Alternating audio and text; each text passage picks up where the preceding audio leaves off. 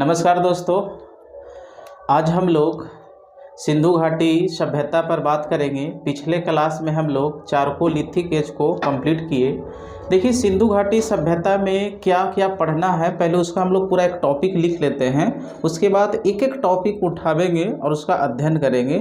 जहाँ तक प्रश्न पूछता है पीटी या मेंस में, वहाँ तक हम लोग कवर करते हैं। तो देखिए, पहले इसको लिखते चलिए साथ में। सिंधु घाटी की सभ्यता, देखिए इसको इंग्लिश में बोलते हैं इंडस सिविलाइजेशन। देखिए इसमें टॉपिक क्या पढ़ना है, इसको थोड़ा सा लिख लीजिए। देखिए, जो एक में पढ़ना है भूमिका देखेंगे पहले, हम लोग दो में पढ़ेंगे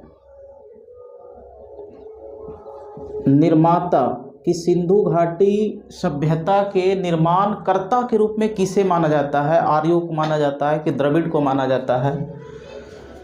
देखिए तीन में पढ़ेंगे सिंधु घाटी सभ्यता का अन्य नाम, इसका अलग अलग नाम है, कैसे कैसे पढ़ा है उसके बारे में भी हम लोग पढ़ेंगे। जैसे हड़प्पा बोलते हैं, सरस्वती सभ्यता बोलते हैं, कांस्ययुगीन बोलते हैं, तो इसको हम लोग देखेंगे। फिर इसके बाद हम लोग चार में जो पढ़ना है कालक्रम को लेकर, यहाँ से प्रश्न है कि अलग अलग विद्वान अलग अलग अनुमान लगाया है। जैसे C14 के अनुसार 2350 से 1750 मानते हैं, लेकिन देखिएगा इसमें भी अलग अलग विद्वान अलग अलग देते हैं। एनसीईआरटी कुछ अलग देता है, 2500 से 2800 देता है, 2500 से 1800 देता है। तो कालक्रम को देखेंगे। इसके बाद देखेंगे विकास तथा उत्पत्ति, किस तरह से इसका विकास हुआ था और उत्पत्ति हुआ था, ये भी पढ़ेंगे।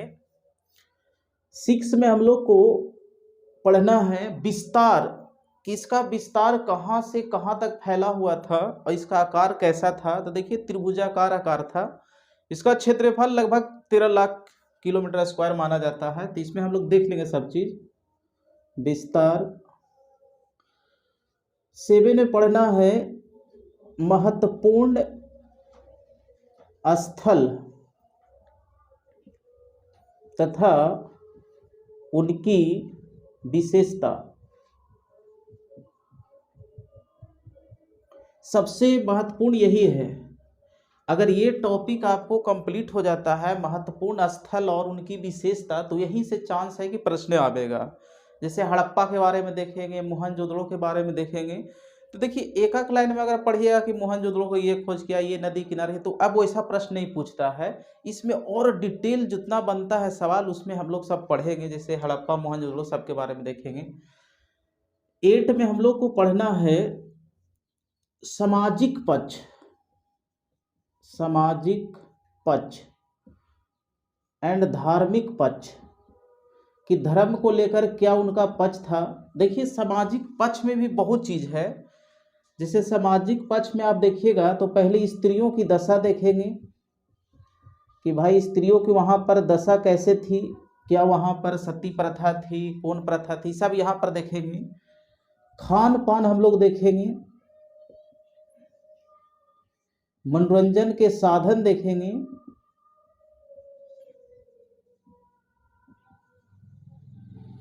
यहाँ पर कपड़ा मतलब आभूषण देखेंगे। आपको ये देखना, जैसे स्त्रियों की दशा, वहां पर स्त्रियों की ज्यादा मात्रा में मूर्ति मिला है, तो ऐसा अनुमान लगाया जाता है ये मातृसत्तात्मक समाज थी, कि महिलाओं का ज्यादा वहां पर बोलबाला था। लेकिन इसके अतिरिक्त भी महिलाओं में कमी थी, जैसे सती प्रथा का भी वहां पर साक्ष्य मिला है। खान पान में देखेंगे मांसाहारी शाकाहारी दोनों थे। मनोरंजन के साधन भी बड़ी तरह है, ताश खेलना, मुर्गा मुर्गी को लड़ाना उड़ाना, ये सब आगे हम लोग चर्चा करेंगे। आभूषण भी देखेंगे। हम लोग धार्मिक पक्ष पर बात करेंगे कि भाई इस काल के लोग किस किस देवता का पूजा करते थे। तो मात्र तीन देवता ऐसे थे जो प्रमुख रूप से प्रचलित था। जैसे मातृ देवी का पूजा बहुत फेमस था, पशुपति का पूजा बहुत फेमस था, इसके अतिरिक्त लिंग पूजा, जल पूजा, अग्नि पूजा, ये सब भी प्रचलित था। लेकिन एक चीज़ गौर कीजिएगा, बहुत सारा तो पूजा था लेकिन वहाँ पर मंदिर का साक्ष्य नहीं मिला है, और तो और गौ का भी साक्ष्य नहीं मिला है, मतलब गौ पूजा वहाँ पर नहीं होता था। तो जब वहाँ पर पढ़ेंगे तो पूरा सब लिख भी देंगे और समझा भी देंगे। इसके बाद हम लोग 9 में पढ़ना है आर्थिक पक्ष। ये भी बड़ा इम्पोर्टेंट है। आर्थिक पक्ष में हम लोग व्यापार देखेंगे, कृषि देखना है, परिवहन के साधन देखना है,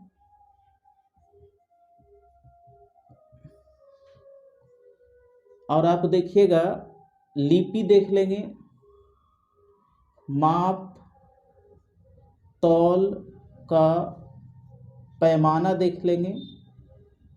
यहाँ पर ऐसे बहुत चीज़ पढ़ना है, इसको आगे हम लोग पढ़ लेंगे। जैसे कृषि भी देखेंगे कि यहाँ पर मुख्य पेशा कृषि था, कौन कौन सी फसलें उगाया जाता था। व्यापार अंतर्राष्ट्रीय और राष्ट्रीय लेवल पर होता था, जिसका उल्लेख 3 अभिलेख मिलेगा, जैसे मेलुहा का अभिलेख में पता चलता है। यहाँ पर परिवहन के साधन था बैलगाड़ी। आगे देखेंगे लिपि बहुत चित्रात्मक लिपि थी, और लिखने की जो विधि थी बुस्टोफेदन था, तो वहाँ पर समझावेंगे किस तरह सब था। इसके बाद हम लोग 10 में टॉपिक बनाइएगा, इसके बाद हम लोग देखेंगे राजनीतिक पक्ष, कि भाई इतनी बड़ी सभ्यता थी लगभग 13 लाख किलोमीटर स्क्वायर में, तो भाई इसको कंट्रोल करने वाला कौन पक्ष था? पुरोहित वर्ग था कि बणिक वर्ग था कि राजतंत्र था कि जनतंत्र था? तो इसके बारे में हम लोग चर्चा करेंगे। ऐसे माना जाता है कि वहाँ पर जो कंट्रोल करने का जो पावर था से बनिया के पास था, बणिक वर्ग के पास था, तो उसके बारे में हम लोग चर्चा करेंगे उसी समय। इसके बाद 10-11 में जो पढ़ना है, आप देखिएगा इसमें पढ़ना हम लोग को है हड़प्पा का पतन। हड़प्पा का पतन, कि भाई हड़प्पा का पतन किस प्रकार हुआ। तो बड़ी सारा विद्वान अलग अलग तर्क लगाते हैं। जैसे कोई कहता है बाढ़ से हुआ है, कोई कहता है भूकंप से हुआ है, कोई कहता है कि पूरा एक बिजली गिर गई थी, कोई कहता है अपने आत्म में दह कर लिया था, कोई कहता है कि भाई जंगल में आग लग गई थी, भूस्खलन हो गया था, जलवायु परिवर्तन हो गया था। तो यहाँ पर हम लोग चर्चा करेंगे और सबके बारे में थोड़ा थोड़ा, जहाँ तक एग्जाम में इम्पोर्टेंट है वहाँ तक हम लोग चर्चा करेंगे। और 11 में जो हम लोग को पढ़ना है, 13 में जो पढ़ना है, ये हड़प्पा सभ्यता का पतन हो गया। तो इसके समकालीन, हड़प्पा सभ्यता के समकालीन विश्व में कुछ अन्य सभ्यताएं थी, तो कम से कम 4 सभ्यता के बारे में हम लोग को पढ़ना है। देखिए विश्व की अन्य सभ्यता, जिसमें हम लोग देखेंगे पहला पढ़ना है मिस्र की सभ्यता। इसको तो उतना डिटेल में नहीं पढ़ना है, मतलब छोटा सा पढ़ना है। तो इसमें हम लोग टॉपिक बना लेंगे, जैसे मिस्र की सभ्यता पढ़ना है, लिखते चलिए आप लोग, टॉपिक बना लीजिए, इसको कंप्लीट कर देंगे। और एक है मेसोपोटामिया की सभ्यता, मेसोपोटामिया की सभ्यता। इसमें आप चीन की भी सभ्यता पढ़िएगा, चीनी सभ्यता। आप यहाँ पर ईरान की सभ्यता भी पढ़ना है, और एक रोम की सभ्यता। तो इसमें हम लोग पूरा इस तरह से डीपली पूरा बात नहीं करेंगे, जितना हम लोग का इम्पोर्टेंट होगा वही बात करेंगे। जैसे मिस्र की सभ्यता किस नदी किनारे था, वहाँ पर किस देवता का पूजा होता था, वहाँ बड़ी सारा क्या बोलते हैं मूर्तियाँ मिली है, लाश मिला, उसको मम्मी बोलते हैं, तो सब के बारे में चर्चा हम लोग करेंगे। तो अभी से हम लोग स्टार्ट करते हैं भूमिका। कम से कम ये 3 से 4 वीडियो लगेगा, 3 से 4 वीडियो पूरा कंप्लीट हो जाएगा। और बढ़िया से आप लोग नोट कर लीजिएगा। इस इतना पढ़ने के बाद अब कहीं भी पढ़ने की ज़रूरत नहीं पड़ेगा, आपको पीटी और मेंस दोनों में हो जाएगा। तो हेडिंग डालिए आप लोग भूमिका से। आइए हम लोग भूमिका पर हेडिंग डालिए, भूमिका लिखते चलिएगा साथ में, और हम लोग समझ भी लेंगे इसमें क्या कहता है। लिखिएगा इस सभ्यता का विकास भारत के पश्चिमोत्तर भाग में हुआ था। यह मिस्र तथा मेसोपोटामिया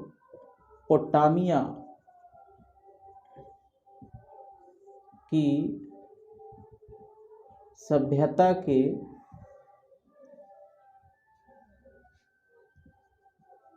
समकालीन था। देखिए यहां से भी अब प्रश्न पूछता है कि हड़प्पा सभ्यता किसके समकालीन था। समकालीन मतलब होता है एक ही एज पीरियड का। जैसे जिस एज में 2022 में जैसे हम जी रहे हैं, आप भी 2022 में जी रहे हैं, तो हम लोग ये समकालीन कहलाएंगे। तो जिस समय हड़प्पा सभ्यता का विकास हुआ था उसी समय आप देखिएगा मिस्र की भी सभ्यता थी और मेसोपोटामिया की भी सभ्यता थी। तो ये वाला बड़ा पॉइंट इंपॉर्टेंट है कि सभ्यता का विकास भारत के पश्चिमोत्तर भाग में हुआ था। अब इसको हम लोग फिगर से भी देख लेंगे। और यह मिस्र और मेसोपोटामिया के सभ्यता के समकालीन था। एक छोटा सा चित्र बना देते हैं, आप भी बना लीजिए तो अच्छा रहेगा।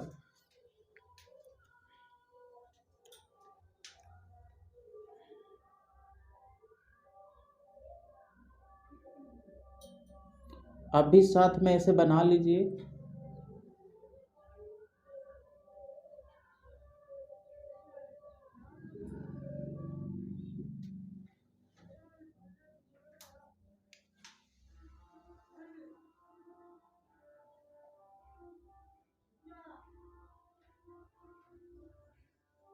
देखिए थोड़ा समझिए, ये जो भारत है, थोड़ा सा गंदा फिगर बना हुआ है, समझ जाइए आप लोग। तो ये वाला भाग में इसको पश्चिमोत्तर भाग बोलेंगे। तो आप देखिएगा, सॉरी,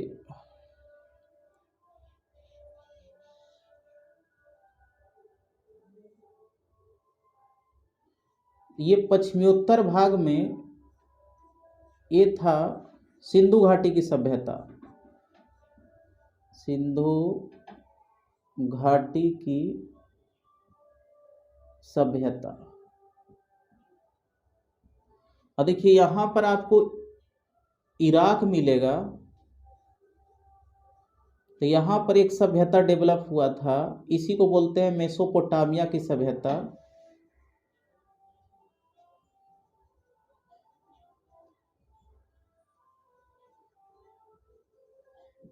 और देखिए ये वाला है आपको मिस्र, ये अफ्रीका में पड़ता है, ये अफ्रीका महाद्वीप है।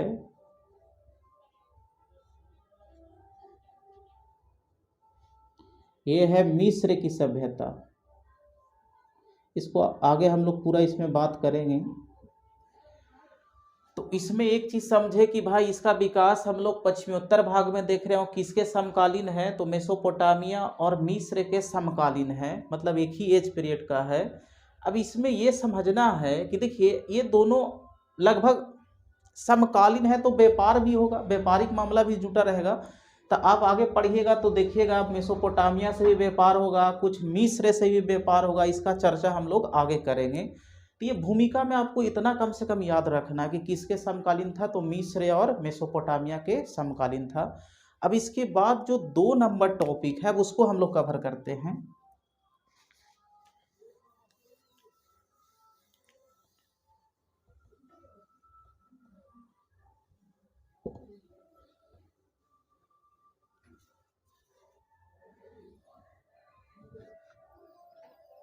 देखिए 2 नंबर टॉपिक में हम लोग लिखे थे कि उत्पत्ति, कि सिंधु घाटी सभ्यता का उत्पत्ति कैसे हुआ है या निर्माण करता। तो हम लोग 2 में हेडिंग डालिए, निर्माण करता। मतलब जो भारत के पश्चिमोत्तर भाग में सिंधु घाटी सभ्यता जो पनपी थी उसका निर्माण कौन किया था, कौन व्यक्ति यहाँ पर आया और बसा कि निर्माण हो गया। तो इसको लेकर 3 वैज्ञानिक अलग अलग मत देते हैं, इतिहासकार मत देते हैं। उसके बारे में थोड़ा सा आप याद रखिएगा, ये मेंस में भी पूछा हुआ है। तो देखिए इधर लिखिएगा विद्वान और समझा भी देंगे थोड़ा सा, इधर लिखिएगा निर्माण कर्ता।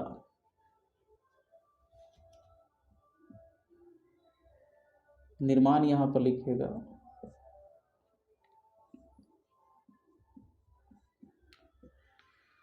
तीन वैज्ञानिक का आपको नाम याद होना चाहिए। देखिए पहला वैज्ञानिक है इतिहासकार लक्ष्मण स्वरूप,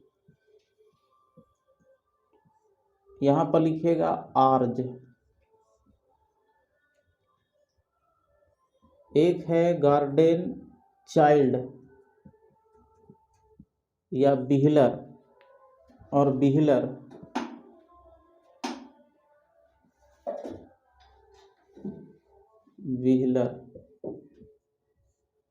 ये बताते हैं मेसोपोटामिया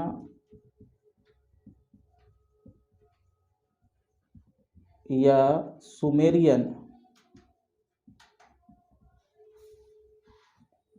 एक है राखाल दास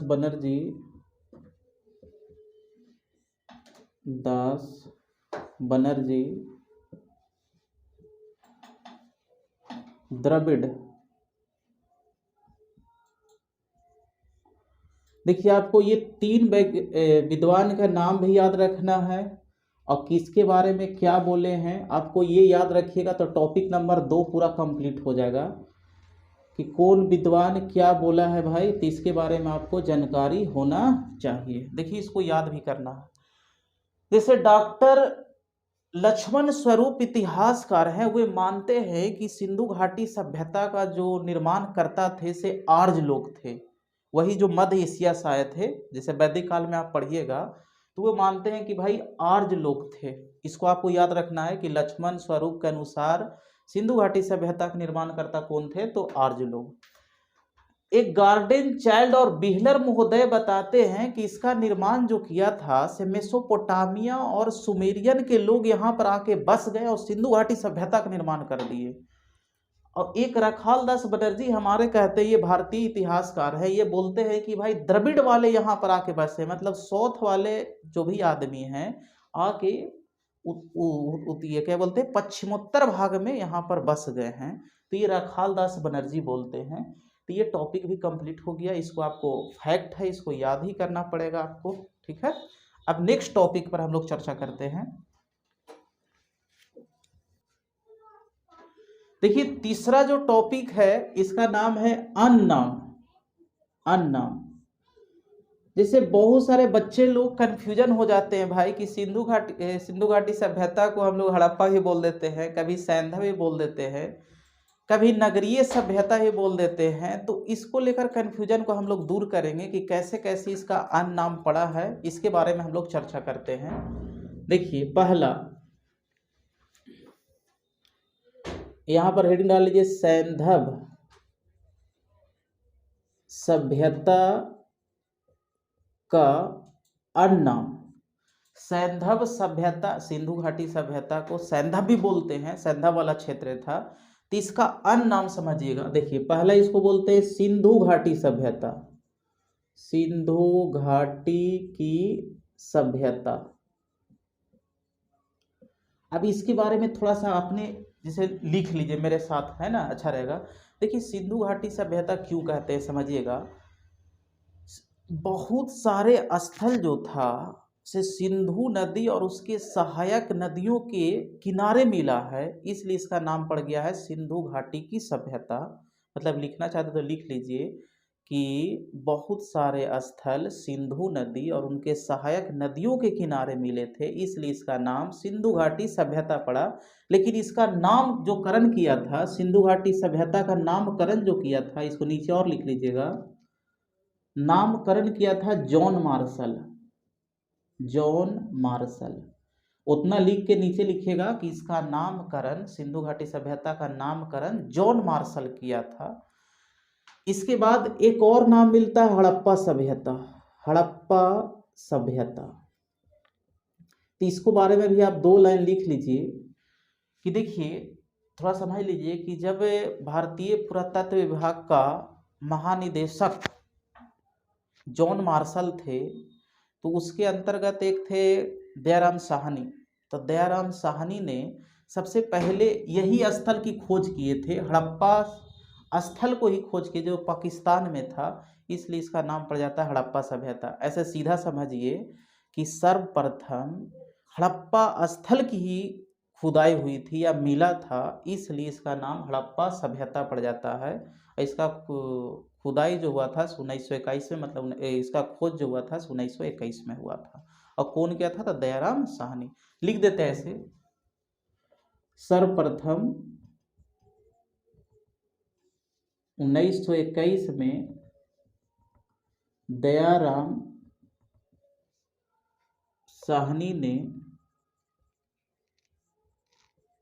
इसी स्थल की खोज किया था। मतलब हड़प्पा स्थल का ही सर्वप्रथम खोजा गया था, इसलिए इसका नाम पड़ गया हड़प्पा सभ्यता। तो इसको आप भी याद रखिएगा कि हड़प्पा सभ्यता कैसे नाम पड़ा। एक होता है सरस्वती सभ्यता भी बोलते हैं इसको, ये छोटा छोटा किताब में नहीं मिलेगा, सरस्वती सभ्यता। तो इसके बारे में एक चीज आप लिख लीजिए कि लगभग 1400 स्थल जो है सरस्वती नदी के किनारे पाया गया था, इसलिए इसको हम लोग सरस्वती सभ्यता भी बोलते हैं कि 1400 स्थल लगभग सरस्वती। अभी तो ये विलुप्त हो चुकी है सरस्वती नदी, उसके जगह पर घाघर नदी बहती है जो राजस्थान ये हरियाणा वाला क्षेत्र में है। यहाँ पर लिख सकते हैं लगभग 1400 स्थल सरस्वती नदी के किनारे पाया गया था, इसलिए इसको हम लोग सरस्वती सभ्यता भी बोलते हैं। नेक्स्ट, इसको नगरीय सभ्यता भी बोलते हैं, ये मोस्ट इंपॉर्टेंट। काहे कि मनुष्य द्वारा सबसे पहले प्रमाण मिलता है कि सिंधु घाटी सभ्यता वाले ने ही नगर का विकास किए थे। नगर मतलब होता है जहाँ पर उचित प्रकार की व्यवस्था हो, पानी की व्यवस्था हो, नली गली हो, बढ़िया रोड हो, सारी सुविधा व्यवस्थित रूप से हो, उसको नगर बोलते हैं। तो सर्वप्रथम सिंधु घाटी सभ्यताओं के लोगों ने ही नगर का डेवलप किया था, इसलिए इसको क्या बोलते हैं? नगरीय सभ्यता बोलते हैं। इसके पहले आप देखिएगा तो मिस्र की जो सभ्यता थी वो ग्रामीण सभ्यता थी, उतना डेवलप नहीं थी, लेकिन ये नगरीय सभ्यता बोलेंगे क्योंकि सबसे पहले यहाँ पर नगर का डेवलप हुआ था, इसको हम लोग नगरीय सभ्यता भी बोल सकते हैं। एक और इसमें लिख लीजिएगा, सिंधु घाटी सभ्यता हो गया, हड़प्पा सभ्यता हो गया, सरस्वती सभ्यता हो गया, नगरीय सभ्यता हो गया, और एक और लिखिएगा भूमध्य सागरीय सभ्यता। एक और है, इसके बारे में चर्चा कर लेंगे, अर्ध ऐतिहासिक सभ्यता। तो इसका देख रहे हैं आप 5-6 नाम है, तो सबके बारे में आपको ऐसे दे सकता है कि नगरीय सभ्यता किसे बोलते हैं भाई? तो सिंधु घाटी सभ्यता को। आदि ऐतिहासिक सभ्यता के अंतर्गत कौन आता है? तो सिंधु घाटी सभ्यता आता है। आदि ऐतिहासिक मतलब हुआ कि जहाँ पर पुरातात्विक और लिखित साक्ष्य दोनों मिले थे। लिख भी सकते हैं कि इसमें जो था से पुरातात्विक और लिखित साक्ष्य दोनों मिले हैं, लेकिन लिखित साक्ष्य को हम लोग पढ़ नहीं सकते हैं, तो ऐसे डिफिनीशन को हम लोग अदैतिहासिक कहते हैं। ऐसे जो परिभाषित करता है उसको अदैतिहासिक, पहले भी हम लोग पढ़ चुके हैं। भूमध्य सागरीय सभ्यता मतलब हुआ कि यहाँ पर देखिएगा 4 प्रकार के प्रजाति लोग रहते थे। मंगोलाइड भी थे, प्रोटोअस्ट्रोलाइड भी थे, और ये भूमध्य सागरीय भी थे, और द्रविड़ भी थे। तो सबसे ज़्यादा मात्रा में भूमध्य सागरीय प्रजाति यहाँ पर रहती थी, इसलिए इसका नाम पड़ गया है भूमध्य सागरीय सभ्यता। तो आपको मेन रूप से आपको ये याद रखना है कि हड़प्पा सभ्यता इसी को बोलते हैं, सरस्वती सभ्यता ही बोलते हैं, नगरीय सभ्यता ही बोलते हैं, और ये भी देता है कि अदैतिहासिक सभ्यता में किसको रखते हैं? तो हड़प्पा सभ्यता को हम लोग रखते हैं। तो ये टॉपिक नंबर 3 हो गया। अब इसके बाद हम लोग थोड़ा सा कालक्रम को देखेंगे, ऊपर नीचे हो सकता है टॉपिक, है ना? तो कालक्रम को लेकर देखते हैं थोड़ा सा। अब देखिए हम लोग 3 टॉपिक कंप्लीट कर चुके हैं। अब हम लोग कालक्रम को लेकर करते हैं कि भाई इसको कालक्रम कैसे निर्धारित किया गया, कि भाई अलग अलग विद्वान अलग अलग इसका अनुमान लगाए हो, कैसे लगाए, उसके बारे में हम लोग चर्चा करते हैं। तो हेडिंग डालिएगा कालक्रम। ये हो गया टॉपिक नंबर 4। देखिए सिंधु घाटी सभ्यता का कालक्रम को लेकर निर्धारण करने के लेकर बड़ा ही विवाद रहा है। हम लोग मुख्य रूप से केवल एक ही कालक्रम आप याद रखिएगा, छोटा एग्जाम में यही पूछेगा कि रेडियो कार्बन 14 के अनुसार इसका कालक्रम कितना है, मतलब कितना से कितना माना जाता है। तो 2350 से 1750 हम लोग लेते हैं लगभग। तो इस पर हम लोग थोड़ा सा लिख लेते हैं तो अच्छा रहेगा। लिखिए, इस सभ्यता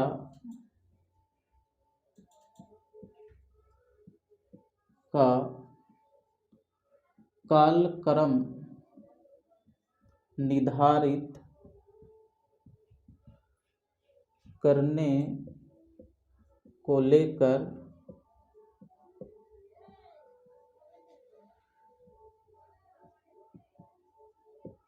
विवादित मुद्दा रहा है। ये तो इम्पोर्टेंट नहीं है, लेकिन ये देखिएगा, सर्वप्रथम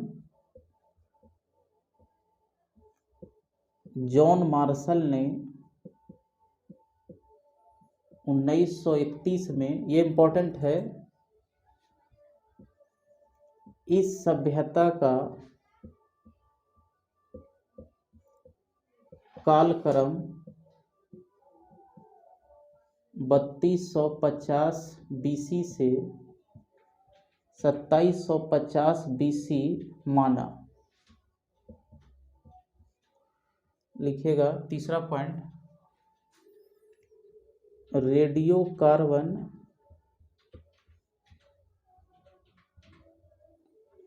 C14 के अनुसार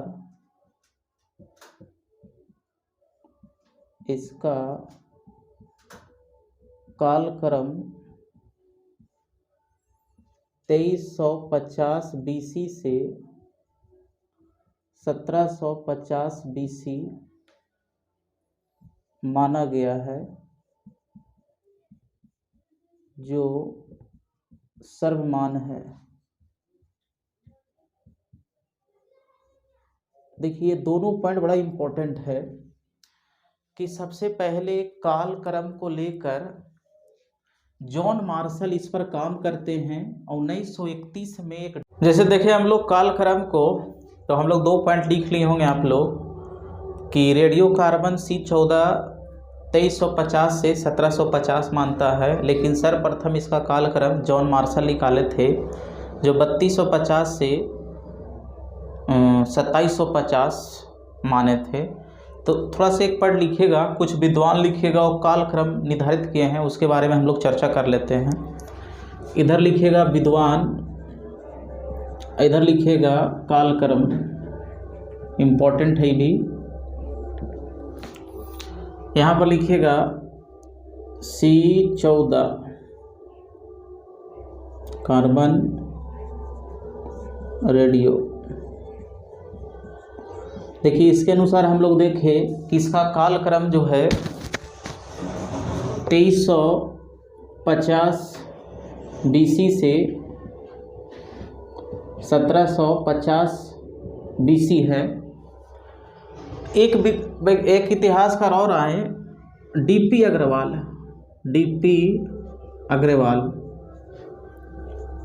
तो DP अग्रवाल कुछ नहीं किए, इसमें से 50-50 कम कर दिए हैं। तो इसको 50 अगर कम कीजिएगा तो 2300 BC टू 1700 BC, ये DP अग्रवाल मानते हैं कि इतना होना चाहिए कालक्रम। एक और विद्वान आए, CJ गॉड। CJ गॉड क्या करते हैं, इसमें से एक 50 कम कर देते हैं, वही छोड़ देते हैं उसको। तो 2300 BC से 1750 BC मानते हैं, इसको भी आप याद रखिएगा। अभी देखिए हम लोग जॉन मार्शल जॉन मार्शल के अनुसार इसका कालक्रम जो था 3250 BC से 2750 BC था। एक और लिखिएगा, फेयर सर्विस।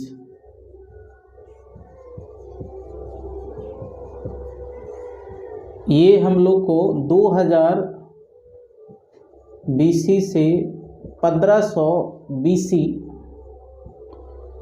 एक और लिखिएगा, NCERT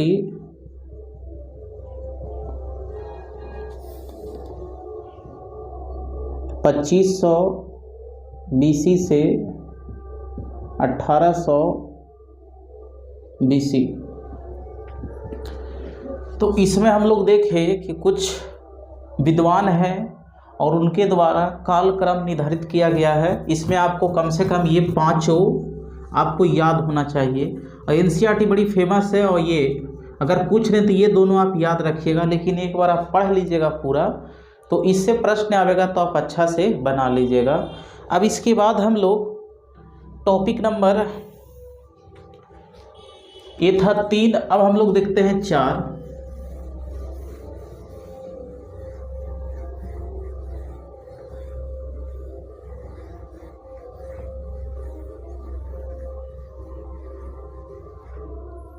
टॉपिक नंबर 5 है जी,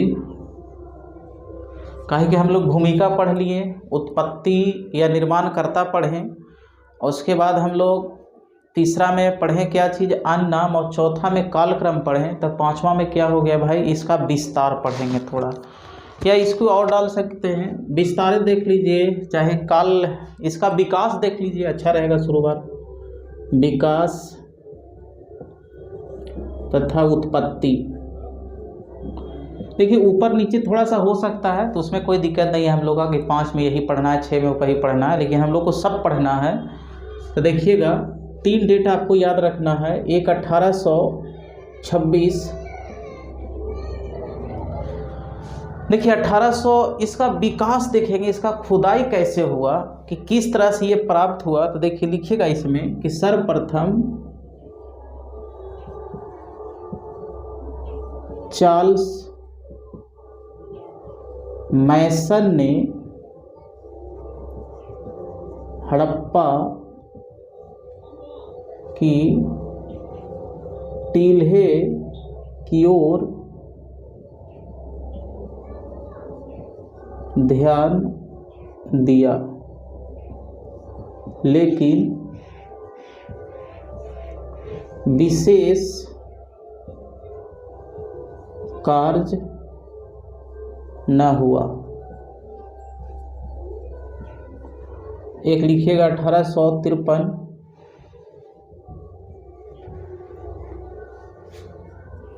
विलियम ब्रंटन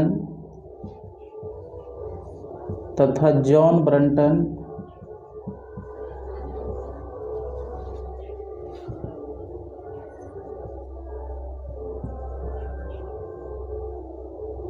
विलियम ब्रंटन और जॉन ब्रंटन कनिंघम महोदय के देख रेख में कराची से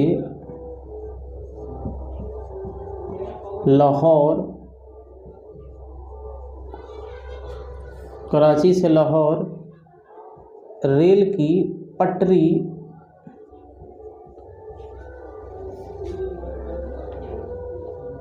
बिछाई जा रही थी।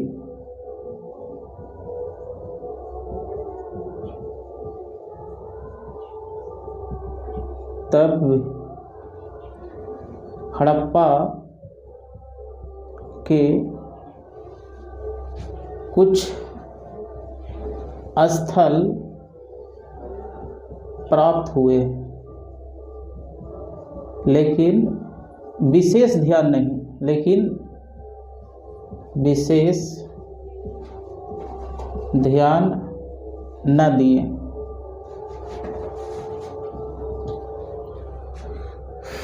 समझिए इसमें अगर ऐसे पूछेगा कि हड़प्पा के टीले की ओर सर्वप्रथम किसने ध्यान आकर्षित किया, मतलब दिया उधर, तो जॉन चार्ल्स मैसन ने इसको और टीला की ओर देखा, लेकिन उसको खुदाई उदाई नहीं किया, विशेष काम नहीं किया। समय बीतता गया, 1853 आया। उस समय हमारे देश में रेल पटरियाँ बिछाई जा रही थी, तो कराची से लाहौर पाकिस्तान वाला वहाँ भी पट्टी बिछाई जा रही थी, तो कुछ ईंटें उटे प्राप्त हो रही थी, पक्की ईंटें। तो लोग उतना अनुमान नहीं लगाया कि यहाँ पर एक सभ्यता थी, वहीं पर मतलब यहाँ पर भी विशेष काम नहीं हुआ। अब मेन 2 पॉइंट है, एक ये इम्पोर्टेंट पॉइंट है, इसको आप ध्यान रखिएगा। अब टाइम निकलता है 1921 आता है, 1921 1922, आपको 2 डेट आपको याद रखना है।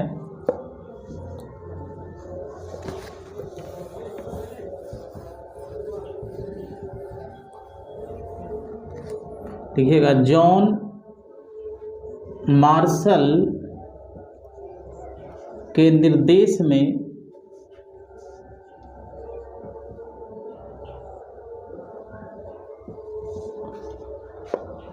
दयाराम साहनी ने सर्वप्रथम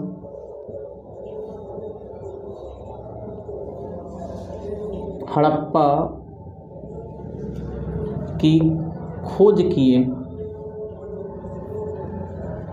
ये बड़ा इम्पोर्टेंट पॉइंट है। देखिए 1853 में तो कुछ नहीं हुआ, लेकिन 1921 में जब भारतीय पुरातत्व विभाग का महानिदेशक जॉन मार्शल बने, तो उनके निर्देशानुसार निर्देश में दयाराम साहनी उसके सहयोगी थे, सर्वप्रथम हड़प्पा स्थल को खोजते हैं जो पाकिस्तान में था। तो इसलिए सर्वप्रथम हड़प्पा खोजता है, इसलिए इसका नाम हड़प्पा सभ्यता ही पड़ जाता है। अब इसके बाद 1922 एक पॉइंट और है कि जॉन मार्शल के निर्देश में राखाल दास बनर्जी ने मोहन जोदड़ो की खोज किए और इसी तरह से आगे स्थल की खुदाई होते गया और लगभग आज 1500 स्थल प्राप्त हो चुका है और धीरे धीरे खोज भी रहा है, मतलब मिल भी रहा है। तो देखिए उत्पत्ति और विकास में आपको ये याद रखना है, 1826 एगो डेट याद रखना है, 21 याद रखना है और 22 याद रखना है कि 1826 में सर्वप्रथम जॉन मैसन ने हड़प्पा की ओर टीला की ओर ध्यान दिया, लेकिन विशेष काम नहीं हुआ। 1853 याद नहीं रखे तो कोई दिक्कत नहीं है, लेकिन 21 आपको याद रखना है कि जब जॉन मार्शल यहाँ पर महानिदेशक थे भारतीय पुरातत्व विभाग के, तो उन्हीं के देख रेख में दयाराम साहनी ने हड़प्पा स्थल की खोज किया था, इसलिए हड़प्पा सभ्यता भी इसको बोलते हैं। फिर 1922 में भी खुदाई हुआ जॉन मार्शल के निर्देश में, और इसको खोज किए थे राखाल दास बनर्जी, और यही प्रक्रिया आगे चलते गया और लगभग 1500 स्थल की खुदाई हो चुकी है और आगे भी खुदाई हो रहा है और भविष्य में भी मिलते रहेगा। तो ये टॉपिक आपको कंप्लीट हो गया। देखिए 6 में जो हम लोग को पढ़ना है, इसका पढ़ेंगे हम लोग विस्तार। तो एक थोड़ा सा एक छोटा सा फिगर बना लीजिए आप।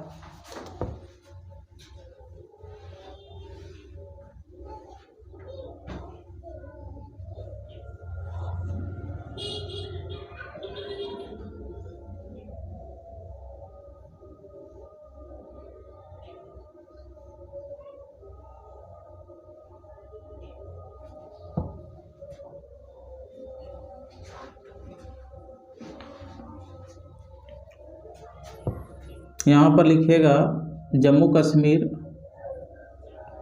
यहाँ पर लिखेगा मांडा,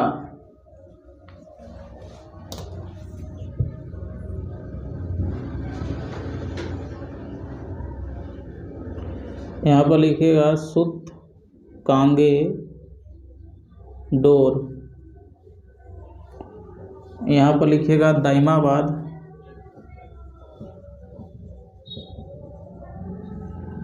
यहाँ पर लिखिएगा आलमगीरपुर।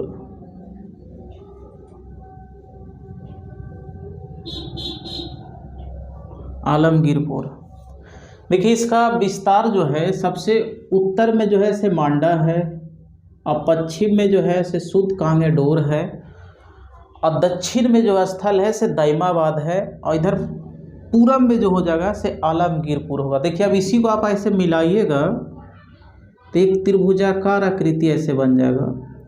तो यही है सिंधु घाटी सभ्यता।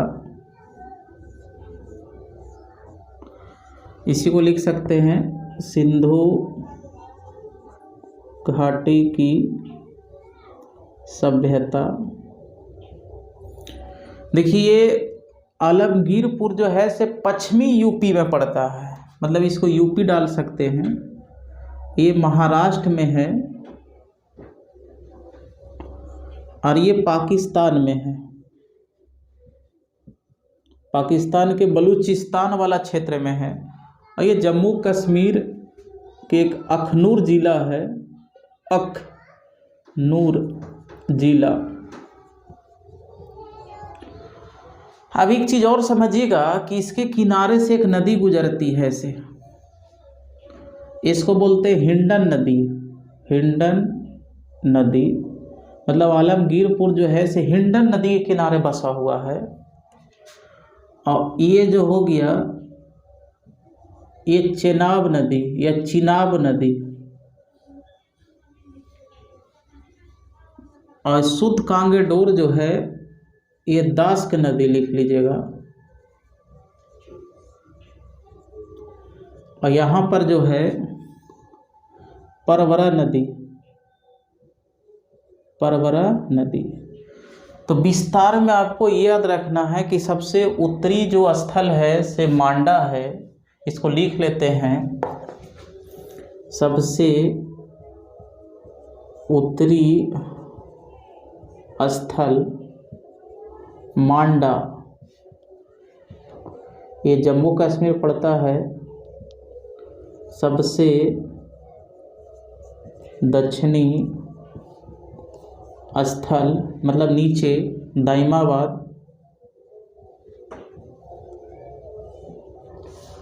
ये महाराष्ट्र में है।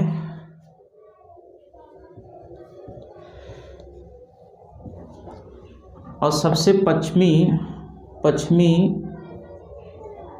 यहाँ पर सबसे लगा दीजिएगा, सबसे पश्चिमी स्थल सुध कांगेडोर है। ये आपको बलूचिस्तान में मिलेगा, पाकिस्तान वाला क्षेत्र में। और पूर्वी स्थल ये आलमगीरपुर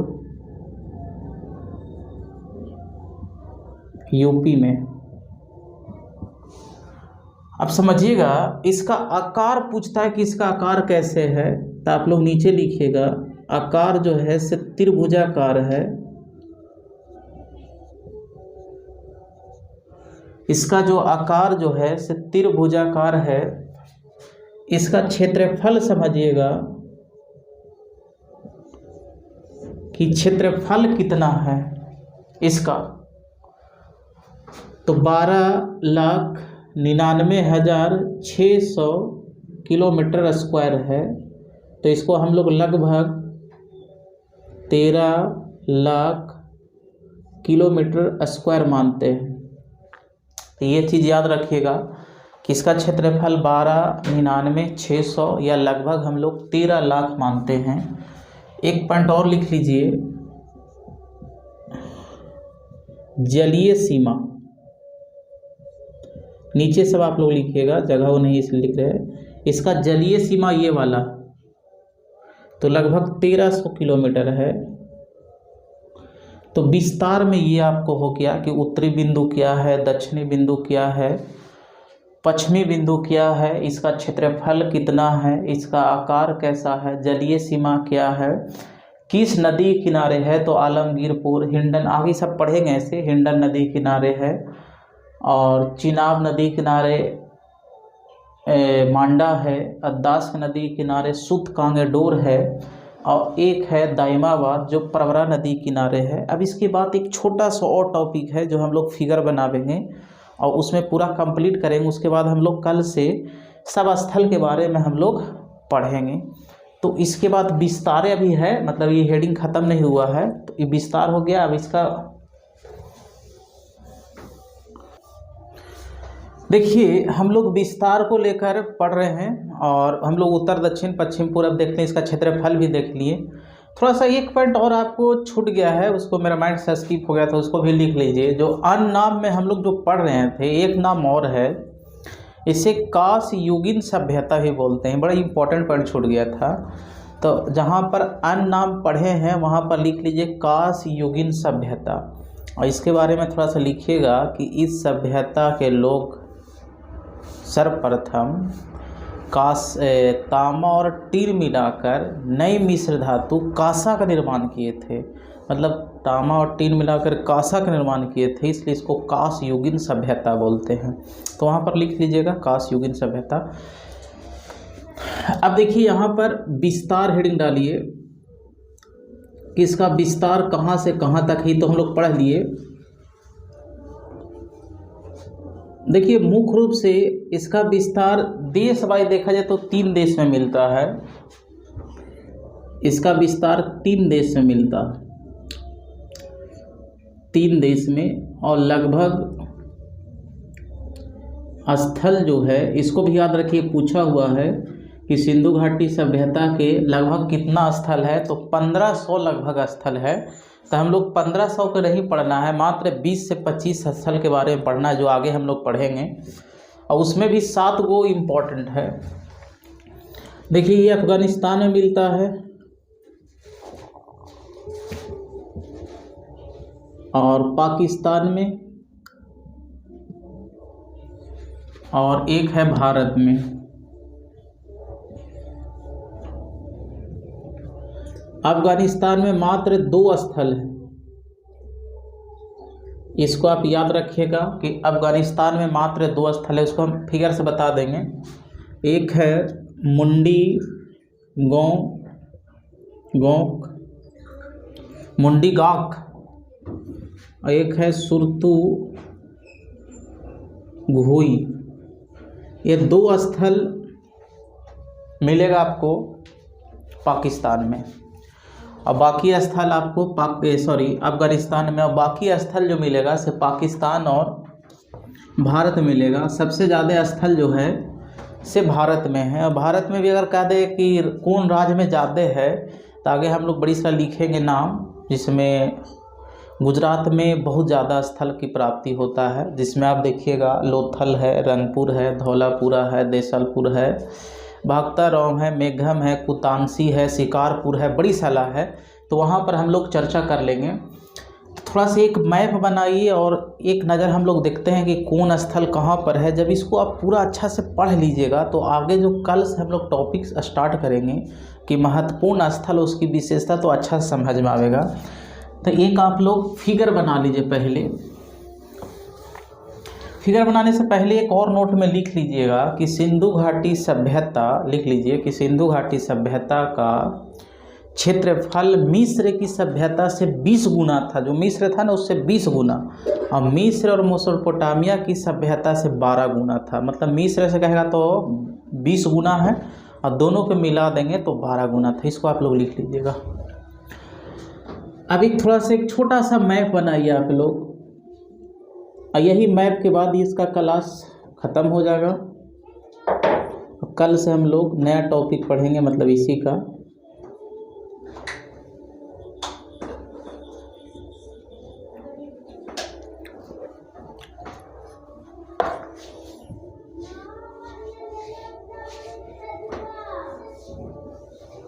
थोड़ा सा गंदा मैप बना रहे हैं हम, तो उसको आप लोग देख लीजिएगा। ये आपका हो गया पाकिस्तान। पाक मतलब समझ जाइए पाकिस्तान। और इधर जो हो गया ये है अफगानिस्तान।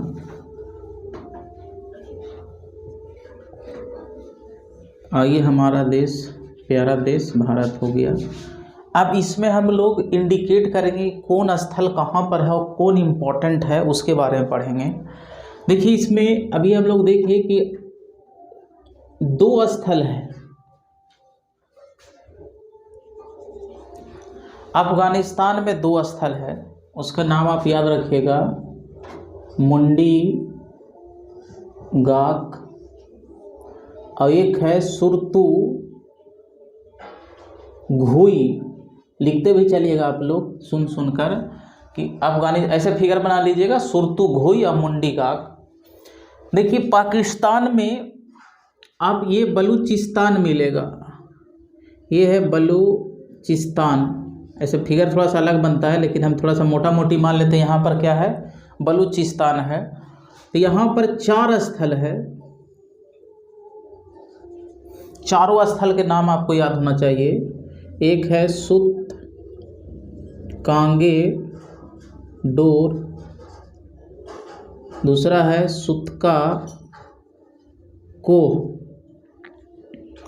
सुतका को,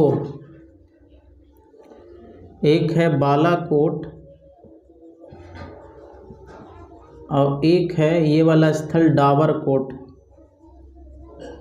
डावरकोट देखिए, जहाँ पर कोट लगा रहेगा समझिए कि पाकिस्तान में होगा, और जहाँ पर जुदड़ो लगा रहेगा वो सब पाकिस्तान में जाएगा। तो यहाँ पर बलूचिस्तान में, ये पाकिस्तान में पड़ेगा, तो पाकिस्तान में ये सब हो गया, सुतका कांगेडोर, सुतका को, बालाकोट, डावरकोट। कहाँ पर है भाई, तो बलूचिस्तान में। देखिए इसका यहाँ पर एक सिंध प्रांत है, ये सिंध प्रांत है इसका है। तो सिंध प्रांत में, सिंध प्रांत मान लीजिए यहीं पर है सिंध प्रांत। तो यहाँ भी कुछ महत्वपूर्ण स्थल है, इसको अब हम इधर मैप बना देते हैं, इसके बारे में लिख लेते हैं। जैसे जहाँ पर जुदड़ो लग रहेगा सब सिंध प्रांत में जाएगा। जैसे मोहनजुदड़ो, मोहनजुदड़ो, मोहनजुदड़ो, जुड़िद्रो, जुरेड़दड़ो, चनहुदड़ो, चनहुदड़ो, ये सब मिलेगा सिंध प्रांत में पाकिस्तान का। और एक और लिखिएगा कोट दीजी, ये भी आपको मिलेगा। एक है आमरी, एक है अली मुराद। देखिए इसमें सबसे इम्पोर्टेंट ये है मोहनजुदड़ो, चनहुदड़ो और जुड़िद्रो।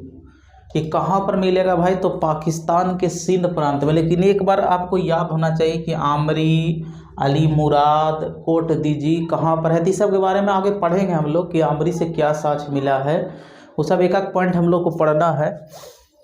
अब यहाँ पर पश्चिमी पंजाब इसका जो है, जैसे भारत में पंजाब है तो वहाँ भी एक पंजाब है, ठीक है ना। तो यहाँ भी कुछ स्थल मिले हैं, तो इसके बारे में भी आप लोग लिख लीजिए। इसको हम इधर तीर खींच कर देते हैं, इधर लिख लेते हैं। आप लोग कहीं पर जगह ऐसे ही तीर करके ऐसे खींच लीजिए और लिख दीजिए इधर का माँ कि जो पाकिस्तान में स्थल है पंजाब वाला में, इसमें है हड़प्पा, हड़प्पा। दूसरा लिखिएगा डेरा इस्माइल, डेरा इस्माइल खां, रहमान टेरी, रहमान टेरी, और एक है चक पुरवाने। ये 4 स्थल आपको मिलेगा पंजाब, पाकिस्तान के पंजाब में। तो हड़प्पा आपको याद होना चाहिए कि हड़प्पा कहाँ पर है भाई, तो पाकिस्तान में है। इसको हम लोग आगे पढ़ेंगे पूरा डीप में। अभी एक हम लोग ओवरव्यू देख रहे हैं कि कौन स्थल कहाँ पर है। तो हम लोग देख लिए अफगानिस्तान में, इधर पाकिस्तान हम लोग कवर कर लिए। पाकिस्तान में आपको मुख्य रूप से अगर आपको इसका और इसका अगर नॉलेज है तो आपको बढ़िया से याद हो जाएगा। एक गनेरी वाला भी है, तो शायद सिंध प्रांत में है, एक गनेरी वाला, ये भी पाकिस्तान में मिलेगा। अब आइए थोड़ा सा भारत पर चर्चा कर लेते हैं। आप ऐसा कीजिए कि एक मैप ऐसे बना लीजिएगा और नीचे लिखते जाइएगा कि पाकिस्तान में ये है, पंजाब प्रांत में है, ऐसे भी लिख सकते हैं। देखिए अगर जगह नहीं हो तो यहाँ पर है मांडा, ये जम्मू कश्मीर में है। मात्र एक ही स्थल है यहाँ पर जम्मू कश्मीर में, मांडा।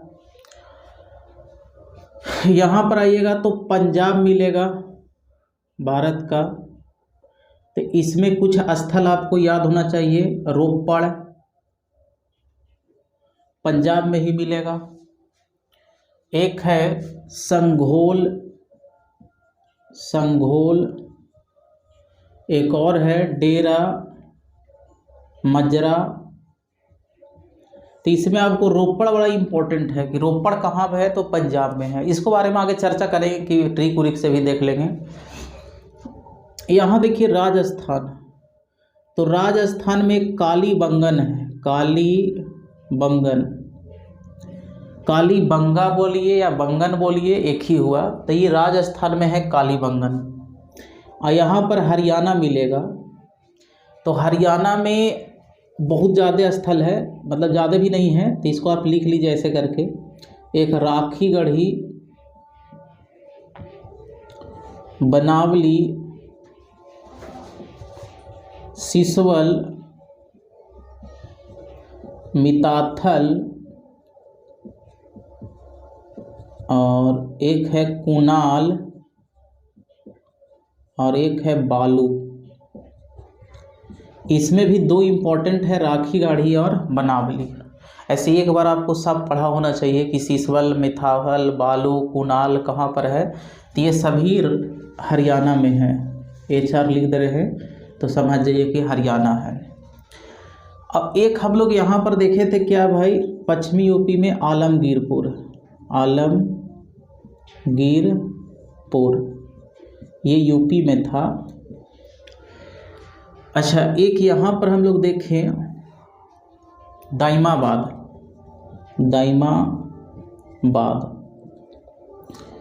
तो इतना तो हो गया। एक स्थल और बचा हुआ है गुजरात। तो ये वाला गुजरात वाला में, कि गुजरात वाला में कौन कौन है। तो ऐसा कीजिए कि गुजरात के हम नीचे मैप बना देते हैं, इसको आप समझ जाइएगा। देखिए ये वाला ऐसे से है, तो ये गुजरात ऐसे हो गया। तो गुजरात में दो तरह के स्थल है। यहाँ पर सबसे ज़्यादा स्थल प्राप्त हुआ है। देखिए इसको बोलते हैं खम्फात की खाड़ी, ये वाला क्षेत्र को बोलते हैं खम्फात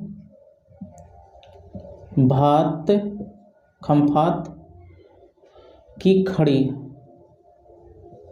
खाड़ी। अब इसको बोलते हैं कच्छ का रण, कच्छ की खाड़ी या खाड़ी। तो देखिए यहाँ पर स्थल है, तो कुछ कच्छ की खाड़ी में है और कुछ खम्फात की खाड़ी में है। तो कच्छ की खाड़ी में कौन कौन है, इसको थोड़ा सा लिख लीजिए। पहला में लिखिएगा सुरकोतड़ा, लिखिएगा सुरकोतड़ा। दूसरा में लिखिएगा धौलावीरा,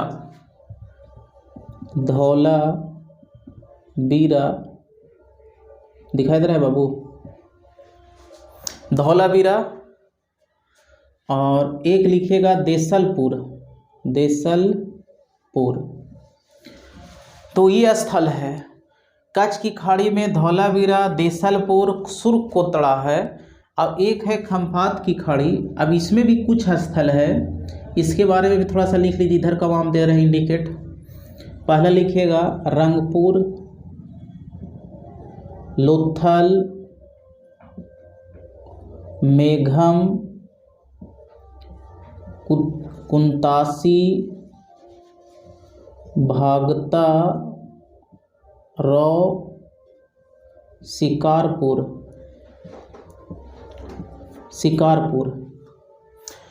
देखिए यहाँ पर थोड़ा सा आप लोगों का दिक्कत हो रहा होगा। कच्छ की खाड़ी में लिख लीजिए सुरकोतड़ा बोल रहे हैं, धौलावीरा, देसलपुर।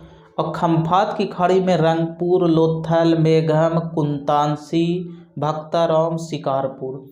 तो ये पूरा ओवरऑल देखें कि इसका विस्तार कहाँ से कहाँ तक हो, किस क्षेत्र में फैला हुआ है। पाकिस्तान में कौन स्थल है, पंजाब में कौन है, सिंध में कौन है, बलूचिस्तान में कौन है, भारत में देखें तो राजस्थान में कौन है। अब हम लोग कल से क्या करेंगे, जो इसमें इम्पॉर्टेंट स्थल है, जैसे मोहनजोदड़ो के बारे में पढ़ना है, चनहुदड़ो के बारे में पढ़ना एकदम डिटेल में, सूरकंद को ये पढ़ना है, और मांडा के बारे में पढ़ना है, रोपड़ के बारे में पढ़ना, इस सब के बारे में जानकारी होना चाहिए, राखीगढ़ी, बनावली, मतलब ये सब पूरा इम्पोर्टेंट टॉपिक है। तो एक बार आपको पढ़ा हुआ रहेगा कि कौन स्थल कहाँ पर है। तो अगर प्रश्न आता है कि भाई कि धौलावीरा कच्छ की खाड़ी में है कि खम्भात की खाड़ी में है कि कहाँ पर है, तो आप अच्छा से उत्तर दे दीजिएगा। तो इसको आप लोग बढ़िया से 1-2 बार पढ़ लीजिएगा, बढ़िया से कवर कर लीजिएगा। धन्यवाद। और कल से हम लोग आगे का टॉपिक बढ़ावेंगे। धन्यवाद।